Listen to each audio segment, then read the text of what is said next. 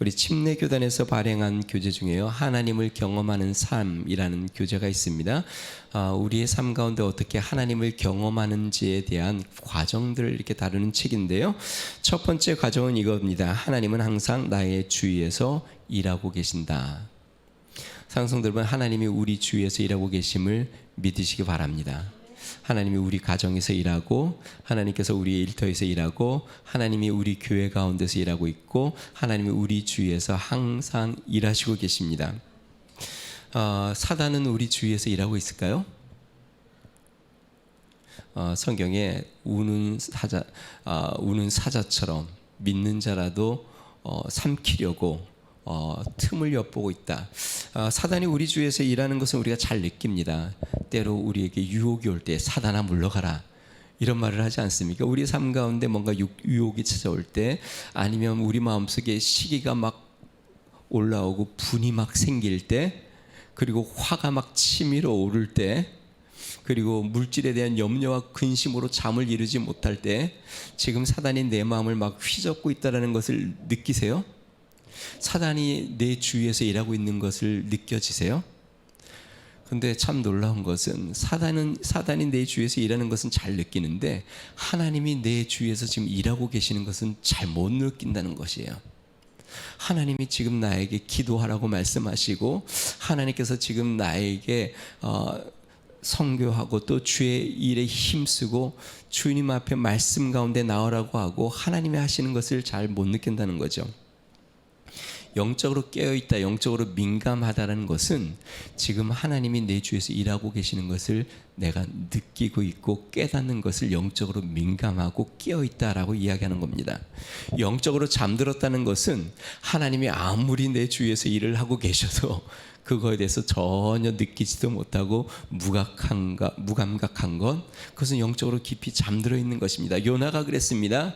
분명히 하나님께서 풍랑을 일으켜서 그 요나의 삶 가운데, 요나가 탄 배 가운데 역사를 하고 있는데, 요나는 깊이 잠들어서 지금 풍랑이 일어났는지 어떻게 됐는지, 그래서 어떻게 되니까 안 믿는 사람들이 요나를 깨웁니다. 야, 지금 다 죽게 되었는데 너는 잠을 자고 있느냐? 안 믿는 사람들도 하나님의 역사를 느끼는데, 믿는 요나는 하나님의 뜻을 거역하여 돌아가느라고 하나님이 역사하시는 것 자체를 전혀 느끼지 못했습니다.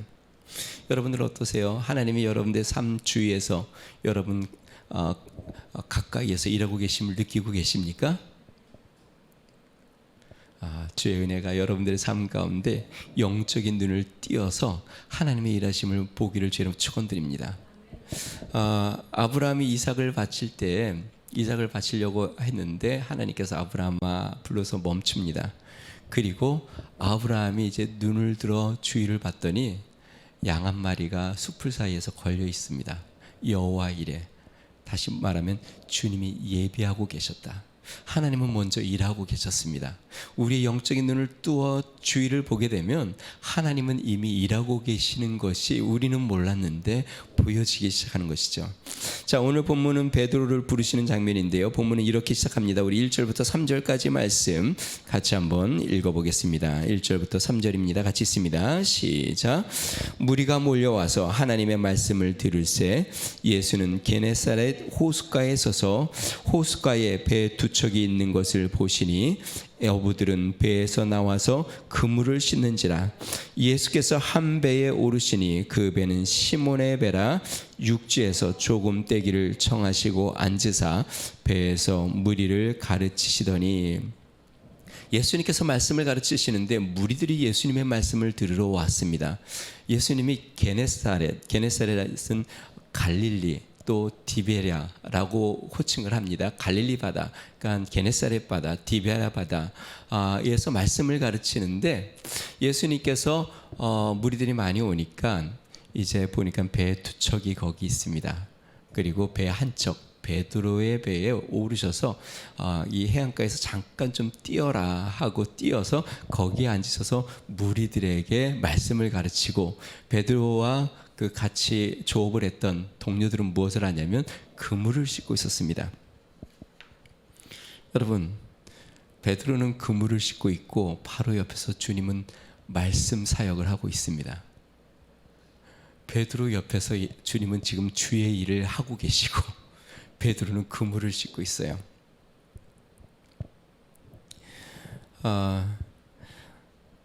어떠세요? 예수님께서 우연히 베드로의 배에 오르셨을까요?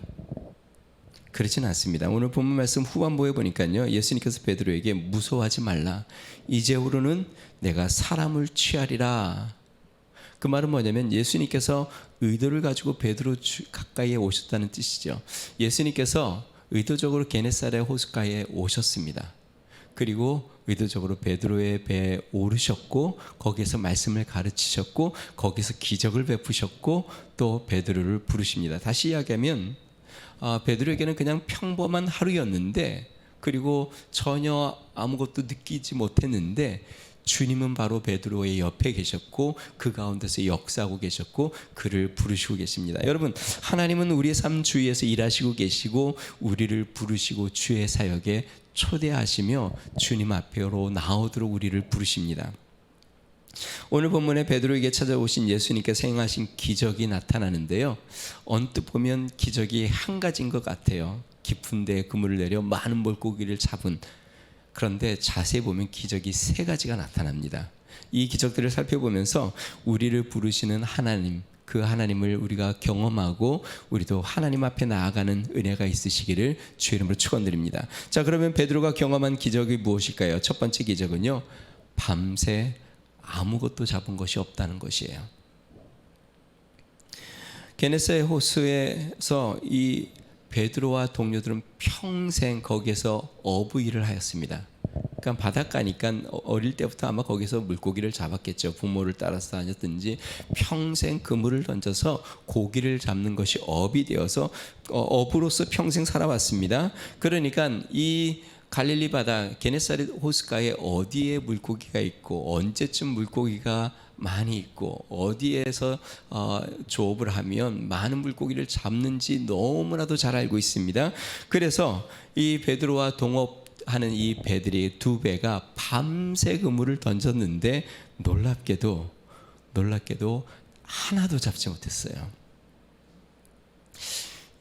제가 이게 낚시를 한 거면 이해가 되잖아요. 낚시를 하면 하루 종일 해도 하나도 못 잡을 수도 있죠. 근데 낚시를 한 게 아닙니다. 두 배가 그물을 던졌습니다. 그리고 갈릴리 바다에서 잔뼈가 굵은 어부들입니다. 거기에서 늘 고기를 잡던, 평소에 잘 안 잡히는 날이라도 아무래도 조금은 잡을 수 있는데 기적이 일어났어요. 한 마리도 잡지 못했어요. 일반적으로 요즘 경기가 되게 안 좋다고 합니다. 장사하시는 분들이 요즘만큼 장사가 안 될 때가 없다고 이야기를 해요. 코로나 때보다도 지금이 더 힘들다고 그래요. 그래서 뭐 상점들마다 진짜 불도 일찍 꺼지고 손님들도 너무 없어. 경기가 되게 안 좋죠. 그렇게 경기가 안 좋아서 장사가 잘 안 될 때도 있습니다. 그래도 손님은 뭐 한두 명은 받는 거죠. 아무리 없어도 그래도 가게가 뭐 혼자 일하면서 본인의 인건비를 얻는다 할지라도 그래도 어느 정도의 가장 기본적인 장사가 되니까 장사를 하는 거죠. 그런데 베드로가 기본도 못했습니다. 그날은 하루 종일 밤새도록. 성경에 보니까 이렇게 이야기합니다. 5절 말씀 같이 한번 읽어볼까요? 5절 말씀 같이 있습니다. 시작. 시몬이 대답하여 이르되 선생님, 우리들이 밤이 새도록 수고하였으되 잡은 것이 없지만은 말씀에 의지하여 내가 그물을 내리리이다 하고, 밤이 새도록 수고하였다. 그러니까 열심히 그물을 던지니까 밤새도록 했으니까 얼마나 피곤하겠어요. 그런데 얻은 게 하나도 없습니다. 여러분, 베드로의 삶에서 경험한 기적입니다. 밤새 수고했는데 하나도 얻지 못한 날, 일기장에 체크해 놓는 날. 야, 어떻게, 아마 서로 조업하면서 이렇게 이야기했을 거예요. 야, 어떻게 이런 날이 있냐? 어떻게 이런 날이 있냐? 야, 우리가 아무리 못해도 어느 정도는 잡는데 도대체 어떻게 한 마리도 못 잡냐? 이런 날이 도대체 있을 수가 있느냐? 제가 개인적으로 부끄러운 간증인데요. 우리 성도님들에게 좀 얘기를 한 적도 있는데, 제가 미국에서 공부를 할 때 뭐 결혼도 했고 또 공부도 하고 주말에 사역도 하고 경제적으로 쉽지 않았어요. 그래서 교회에서 전도사 활동을 하는데 그 제가 인도하는 그 청년 중에 한 명이 저보다 한 살이 많은 1.5세 결혼한 그 청년인데, 이 청년은 어떤 일을 하냐면 자동차 세일즈를 해요. 어디서 하냐면 미국에 있는 일본 자동차 회사 토요타 회사에서 세일즈를 하는데, 거기에 미국인들, 그다음에 남미, 멕시칸들, 뭐 여러 사람들, 히스패닉 하는 사람들도 있고, 내 한국 직원이 그 친구 한 명이에요. 한 직원이 한 50여 명 되는 큰 그 토요타 자동차 딜러예요. 근데 매월 이제 그래프를 그려서 이제 누가 가장 많이 파는지를 이렇게 체크를 하잖아요. 세일즈 하는 데는. 이 친구가 매월 1등을 해요. 어느 정도로 차를 파냐면 하루에 한 대꼴로 차를 팔아요. 차가 싼 게 아니잖아요. 뭐 몇백만 원짜리가 아니잖아요. 그러니까 몇만 불짜리 차를 팔아야 되는데 이 친구는 매일 하루에 한 대씩 팔아요. 이 친구는 최고급 벤츠를 타고 다녀요. 근데 이제 저랑 비슷한 또래니까 거의 친구 같고, 저랑 가까이 이제 같이 찬양도 하고 이러니까 이 친구가 저를 보니까 너무 안타깝잖아요. 아이들도 셋이나 되지. 그 전도사 한다고 하면서 뭐 진짜 너무 어렵게 형편없이 살고 있지. 그러니까 이 친구가 하는 말이 그냥 자기 밑에 들어와서 일을 좀 배우라고, 세일즈를 배워서 주중에는 차 세일즈를 좀 해서 하면 이거 돈 된다고. 제 마음에 혹했습니다. 저희 아내가 기도해보라고, 하나님 뜻이 아닌 것 같다고 그러는데 제 마음속에 어떤 확신이 들었냐면, 야, 하나님이 이걸로 축복해 주시려나 보다. 야, 하나님이 새로운 길을 나에게 이제 물질 걱정하지 않도록 하시려고 새로운 길을 여시나 보다. 그래서 그 친구 밑에 가서 이제 배웠습니다. 3개월을 일을 했는데요, 기적이 일어났습니다. 매일 출근을 해요. 3개월 동안 출근해서 일을 하는데 3개월 동안에 차를 딱 한 대 팔았습니다. 야, 눈먼 사람이 차를 한 대 사갔는데, 근데 또 놀라운 기적이 일어났습니다. 며칠 후에 이분이 차를 다시 가져왔어요. 그러더니 이런저런 막 핑계를 대고 협박을 하더니 차를 무르겠다는 거예요. 차를 샀는데 이미 계약까지 끝냈는데 이거 뭐 고소한다고 하면서 무르겠다는 것이에요. 이거 얼마나 때를 쓰는지 결국 제 돈을 물어주고 이익을 본 것은 고사하고 제 돈을 물어주고 차를 물어주고 끝났습니다. 3개월 동안에 얼마나 놀라운 기적을 경험했는지 몰라요.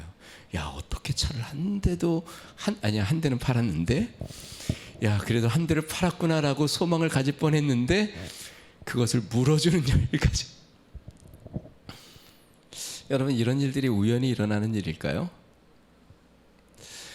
제가 나중에 이렇게 돌이켜 보면서 만약에 제가 거기에 좀 재능을 보여서 그 친구 못지않게, 그 친구 못지않게는 아니더라도 그 친구의 반이나 반 정도 해서 차를 그래도 한 주에 한두 대씩 팔았다고 한다면, 그래서 생활에 좀 더 여유가 생기고 뭔가 좀 자신감이 생겼다면 아마 차 파는 일에 더 매진을 했을지 모르겠어요. 목회에서 마음이 점점 멀어졌을지 모르겠어요. 근데 놀랍게 하나님께서 손님을 다 쫓으시는 것 같아요. 또 왔던 손님도 제가 말을 걸려고 하면 다 피해가는 것 같아요.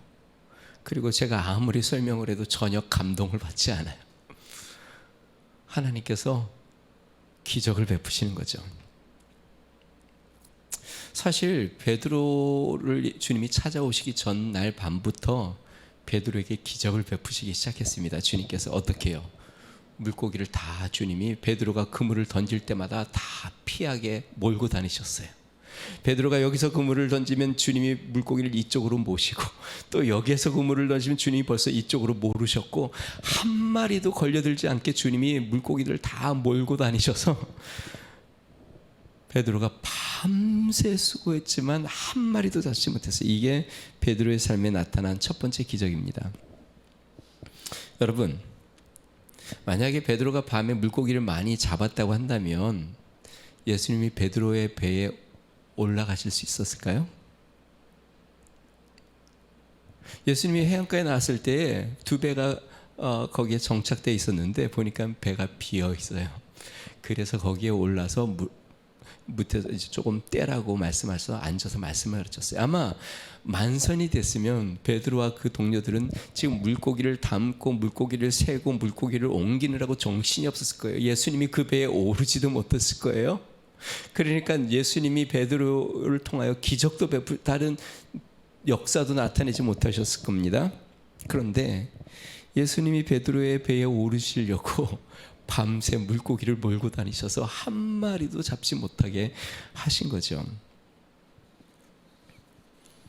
우리 삶 가운데 아무리 수고해도 열매가 없을 때가 있습니다.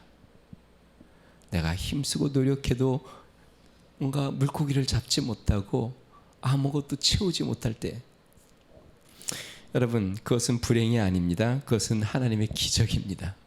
그것은 하나님의 은혜입니다. 하나님께서 우리의 배에, 나의 삶의 배에 오르시려고 하는 하나님의 역사입니다. 우리는 미련해서요, 우리 배에 뭐가 가득 차 있으면 주님을 우리 배에 초대하지 않습니다.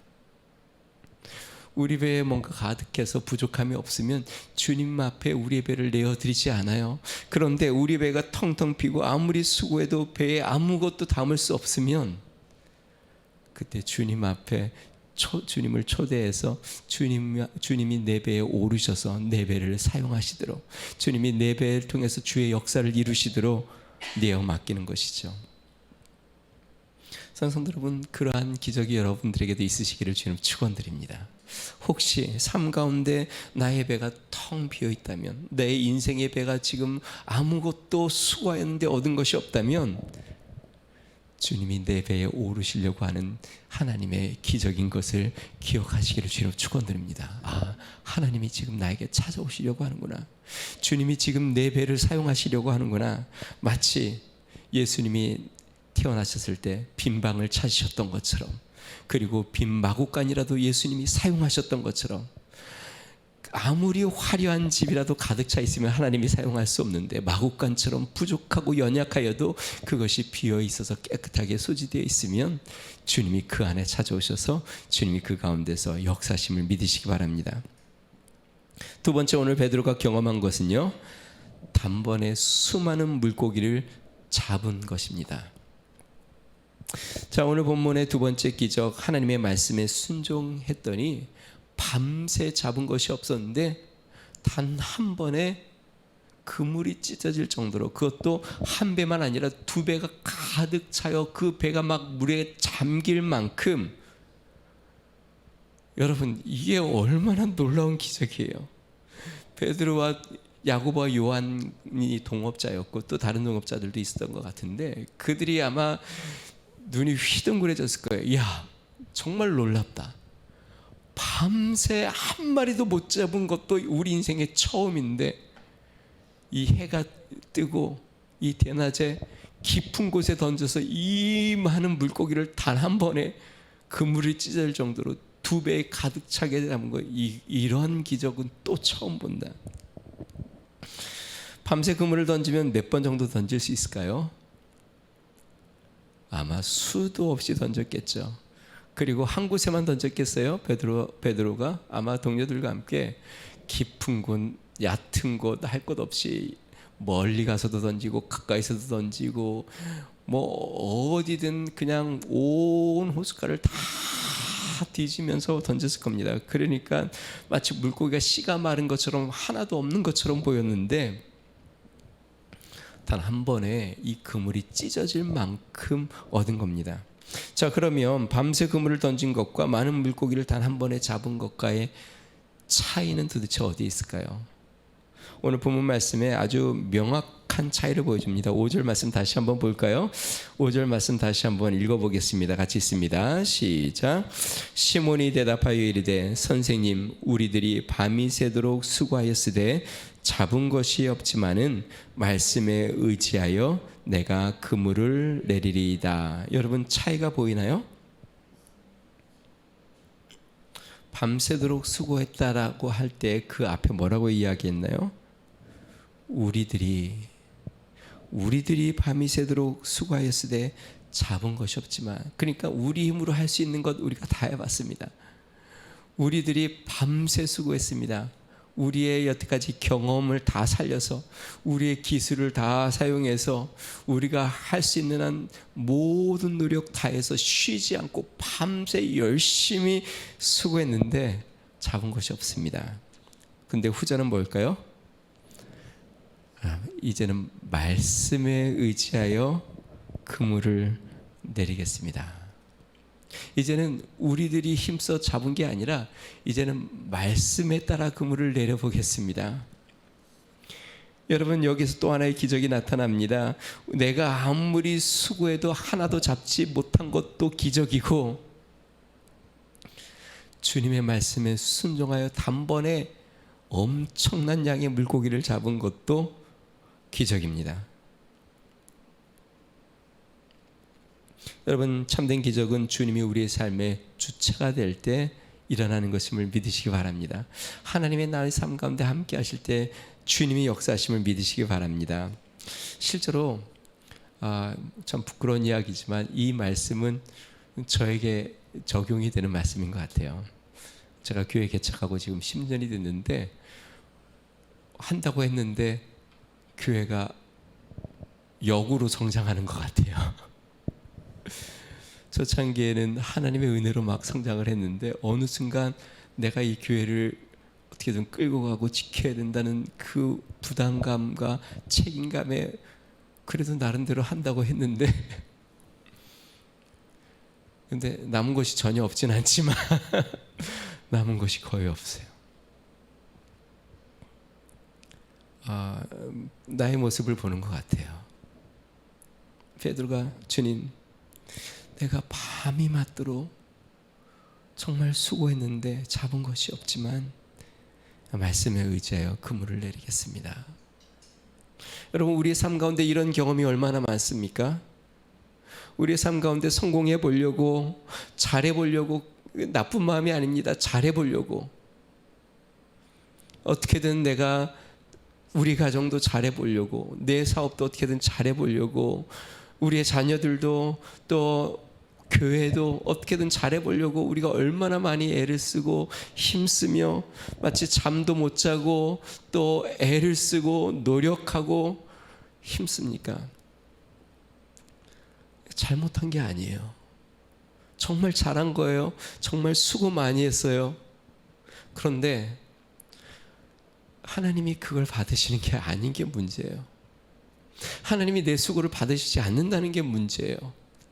하나님이 내 열심으로 일하시지 않는다는 게 문제예요.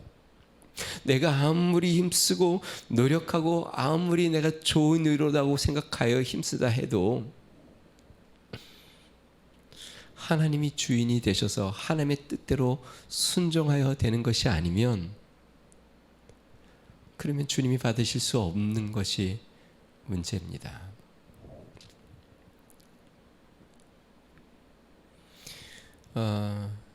여러분, 제가 한 가지 질문해 볼게요. 베드로가 예수님이 그물을 내리라고 했을 때 믿음이 있었던 것 같아요? 이 그물을 던지면 하나님 많은 고기를 잡을 거라는 믿음이 있어서 그물을 던진 것 같아요? 아니면 믿음이 없이 그냥 그물을 던진 것 같아요?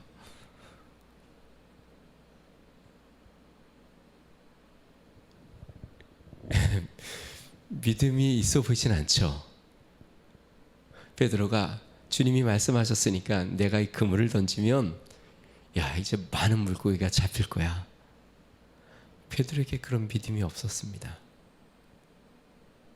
그런데 말씀에 순종하여 그물을 던지니까 많은 물고기가 잡혀요. 우리는 그런 생각이 들어요. 주님, 제가 믿음이 없어서 안 되나 봐요. 제가 믿음이 없어서 우리 사업도 잘 성공하는 것 같지 않고, 제가 믿음이 없어서 교회도 잘 안 되는 것 같고, 믿음이 없어서 우리 자녀들도 삐뚤어 나가는 것 같고. 근데 여기에 오류가 있습니다. 어떤 오류가 있냐면 자꾸 자기를 바라보고 있다는 것이에요. 주님을 바라보고 있는 게 아니라 내가 약해, 내가 믿음이 없어, 내가 뭘 하지 못했어, 내가 주님 앞에 열심히 살지 못했어. 여러분, 믿음은 나를 보는 게 아니라 주님을 바라보는 거예요. 나는 할 수 없지만 주님은 하실 수 있습니다 라는 게 참된 믿음인데, 우리가 속는 것은 내가 믿음이 없어, 내가 거룩하지 못해, 자꾸 나를 보니까 무기력해지고 연약해지고 정죄감에 빠지고. 여러분, 하나님은 우리에게 정죄감을 주시는 분이 아닙니다. 사도 바울이 그랬죠. 이제는 결코 정죄함이 없나니 하나님께서 생명의 성령의 법에서 우리를 자유케 하셨다. 다시 이야기하면 우리가 믿음이 없어서 못하는 게 아니라 자꾸 나만 바라보고 있기에 주님이 역사하지 못하는 거죠. 나를 바라보는 게 아니라 주님을 바라보아야 하는데, 베드로가 그 동무들과 자신의 힘으로 열심히 하고 자신의 노력으로 열심히 했는데 안 됐지만, 믿음은 별로 없어 보이지만 그냥 주님 말씀하셨으니 내가 순종하겠습니다 하고 그물을 던졌더니 주의 역사가 나타났습니다. 예수님이 기적을 베푸신 첫 번째 기적은 가나의 혼인잔치에서의 기적입니다. 혼인잔치가 한참 진행되고 있는데 포도주가 떨어졌어요. 그때 예수님의 어머니 마리아가 이걸 아시고 예수님에게 포도주가 떨어졌다. 그리고 하인들을 부릅니다. 하인들을 부르더니 뭐라고 말씀하시든지 그대로 해라. 그때 예수님이 종들에게 이렇게 이야기합니다. 항아리에다가 물을 가득 채운 다음에 연회장으로 가져가라. 이 종들이 항아리에다가 물을 길러서 가득 채우기 시작합니다. 그리고 그거를 에라 모르겠다 말씀 그대로 연회장에 갖다 줬는데 물이 여태까지 맛보지 못한 최고급 포도주로 변했습니다. 제가 또 하나 여쭤볼게요. 이 종들이 믿음이 있었던 것 같아요?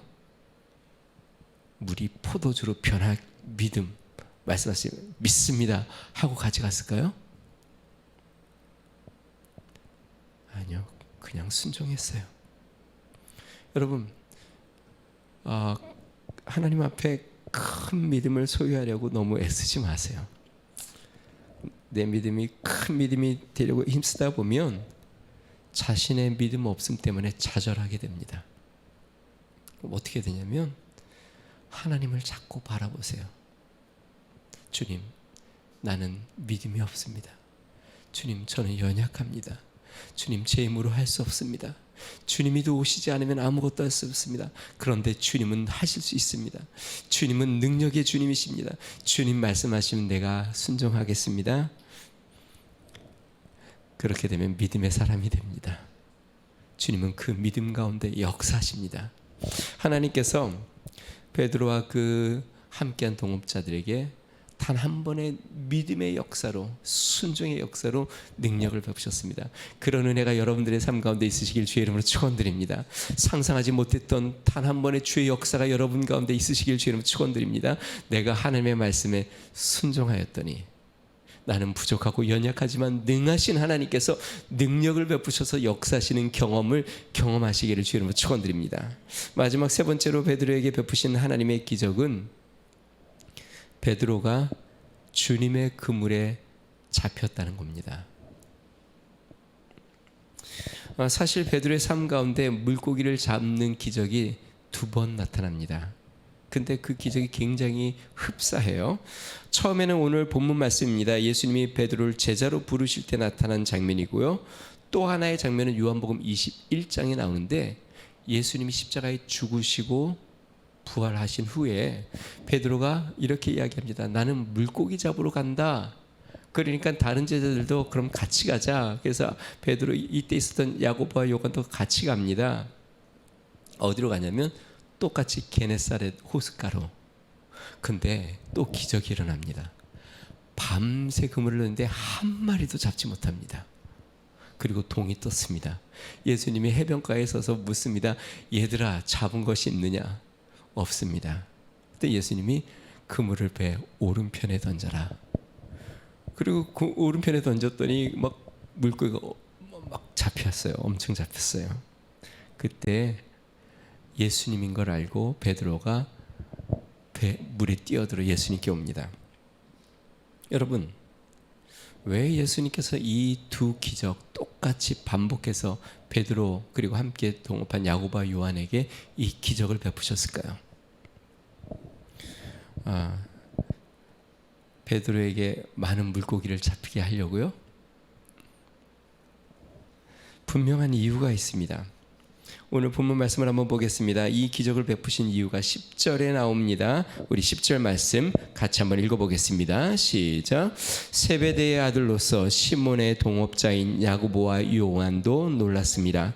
예수께서 시몬에게 이르시되 무서워하지 말라. 이제후로는 내가 사람을 취하리라 하시니.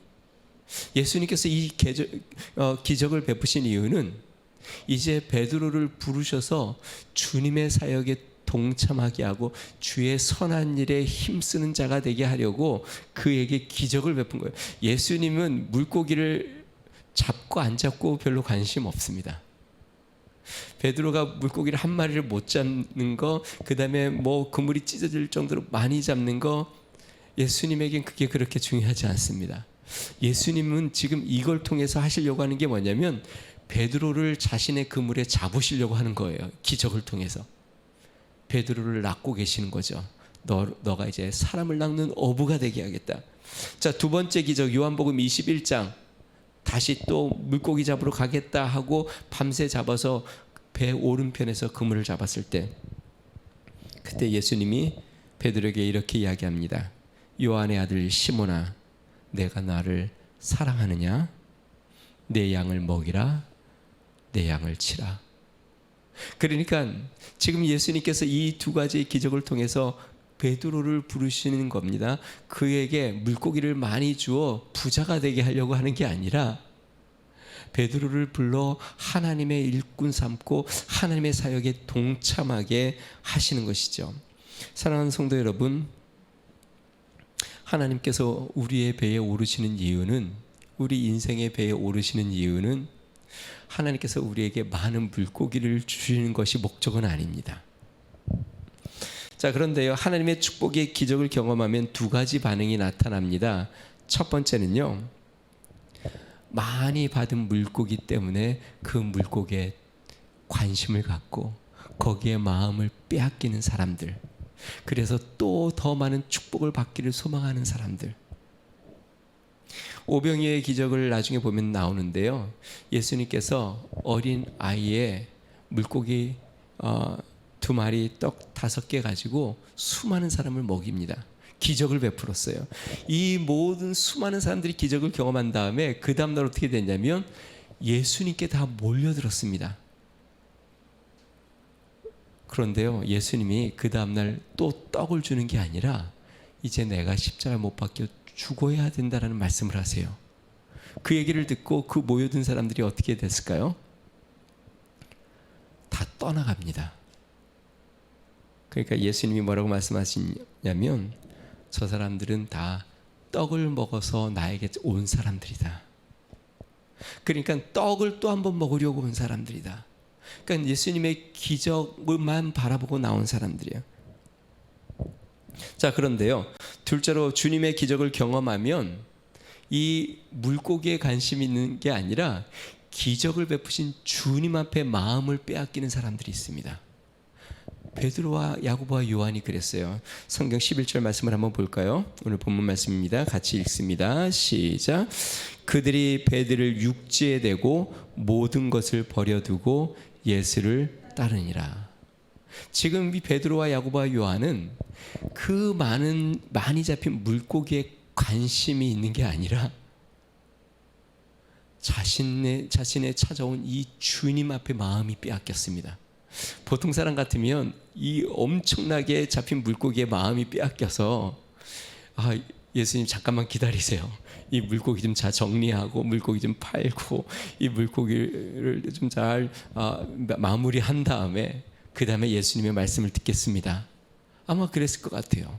근데 베드로와 야고보와 요한 이 제자들은요, 예수님의 기적을 경험한 다음에 이 물고기의 마음을 빼앗긴 게 아니라 주님께 마음을 빼앗겼어요. 그래서 어떻게 해요? 배들을 육지에 대고 모든 것을 버려두고, 분명히 주님이 놀라운 기적을 베풀어 많이 잡겠는데 그걸 다 버려두고 예수님을 따릅니다. 성도 여러분, 주님이 우리에게 만약에 많은 것을 주시고 기적을 베푸신다면, 그러면 주님께서 단지 그것에 우리의 마음을 빼앗기도록 하는 게 아니라 우리를 부르시는 것입니다. 우리로 주님을 따르도록 우리를 초청하고 계시는 것을 믿으시기 바랍니다. 앞부분에 이야기한 것처럼 오병이어의 기적을 행하고 많은 무리들이 예수님이 또 떡을 주실 줄 알았는데 떡을 주시지 않고 죽으신다고 말씀하니까 다 떠나가니까 예수님이 뒤를 돌아보면서 제자들에게 이렇게 이야기합니다. 너희도 가겠느냐? 너희들도 가겠냐? 베드로가 뭐라고 이야기하죠? 영생의 말씀이 여기 있는데 우리가 어디로 가겠습니까? 우리는 떡을 먹어서 주님을 따르는 게 아닙니다. 영생의 말씀을 먹으려고 주님을 따라가는 겁니다. 여러분, 많은 그리스도인들이 세상에서 축복을 바라고 주님을 따르는 경우들이 많이 있습니다. 그리고 축복이 임하지 않으면 이제 또 주님에게서 멀어지는 경우들도 있습니다. 주님이 축복을 주시는 이유는 우리로 주님을 경험하고 그 능력을 베푸신 주님 앞에 나의 삶을 드려 주님을 따르도록 하는 것이죠. 사랑하는 여러분, 주님을 바라보시는 은혜가 있으시기를 주 이름으로 축원드립니다. 우리 하나님 앞에 놀라운 은혜 가운데 나아가기를 주 이름으로 축원드립니다. 주님은 우리 삶 주위에서 일하시고 계십니다. 우리의 영안을 떠서 보면 지금 주님은 우리 가까이에서 나의 삶의 터전에서 일하시고 계시고 나의 배에 오르시려고 합니다. 그리고 나를 초대하십니다. 주님은 물고기를 한 마리로 잡지 못하도록 역사하시기도 하고 단번에 많은 물고기를 잡도록 역사하시기도 합니다. 중요한 것은 하나님이 그걸 통하여 나를 주의 부르심으로 인도하여 주님을 따르는 일꾼들이 되게 한다는 것입니다. 주님이 나에게 찾아오실 때 실제로 이 배는 베드로와 같습니다. 그 배에 오르셨다는 말은 베드로의 삶에 주님이 오르셨다는 것이고, 베드로가 배를 버리고 주님을 따랐다는 것은 자신을 버리고 주님을 쫓았다는 뜻입니다. 성도 여러분, 나를 버리고 주님을 쫓을 수 있는 믿음의 성도, 믿음의 삶, 주님의 역사를 경험하는 은혜가 있으시기를 주 이름으로 축원드립니다. 우리 같이 한번 기도하겠습니다.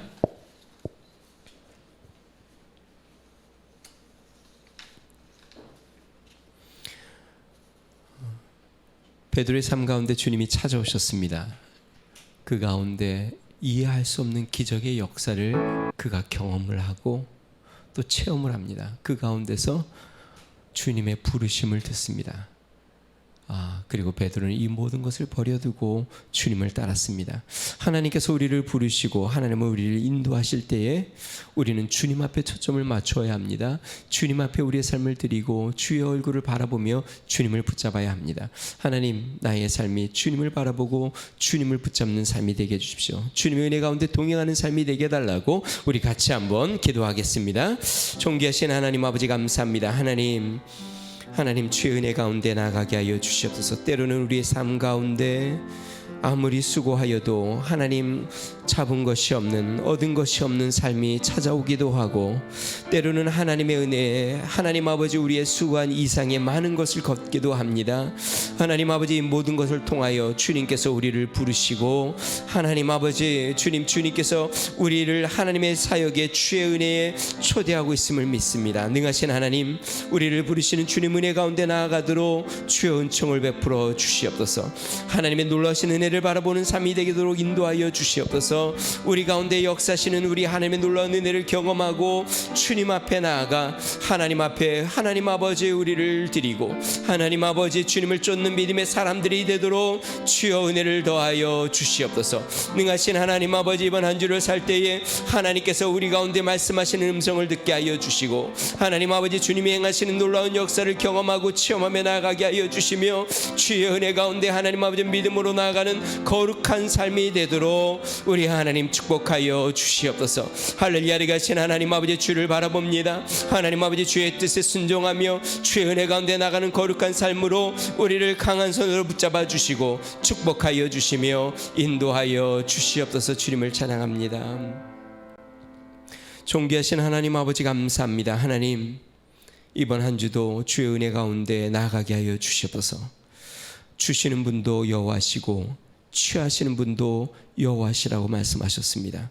하나님이 우리에게 주실 때 주님을 바라보고 또 하나님이 취하실 때에 주님을 바라보고 하나님이 우리를 부르심을 깨달아 주님 앞에 우리의 마음을 드리고 주님 앞에 집중하며 주님을 따라가는 믿음의 삶이 되도록 은혜를 더하여 주시옵소서. 이번 한 주 하나님 아버지 주님 우리의 행사를 주님이 지켜주시옵소서. 우리의 생업 가운데 주님 역사하여 주시옵소서. 우리를 만나는 사람들마다 주님이 함께하여 주시옵소서. 하나님 아버지 기도로 깨어있으며 하나님을 의지하게 하여 주시옵소서. 하나님을 아름답게 증거하며 나누는 믿음의 삶이 되도록 하나님 은혜를 베풀어 주시옵소서. 이제는 우리 주 예수 그리스도의 은혜와 하나님 아버지 무한하신 사랑과 성령님의 감동 감화 내주 충만케 하시는 종이 나의 배에 주님이 오르셔서 주님이 나의 삶 가운데 함께하여 주시고 나는 우리 주님을 바라보며 자신을 내려놓고 주님을 쫓기로 결심하는 믿음의 삶으로 나아가기를 소망하는 우리의 성도들, 가정과 교회와 나라와 민족 위에 이제로부터 영원토록 함께 하시기를 간절히 축원하옵나이다. 아멘.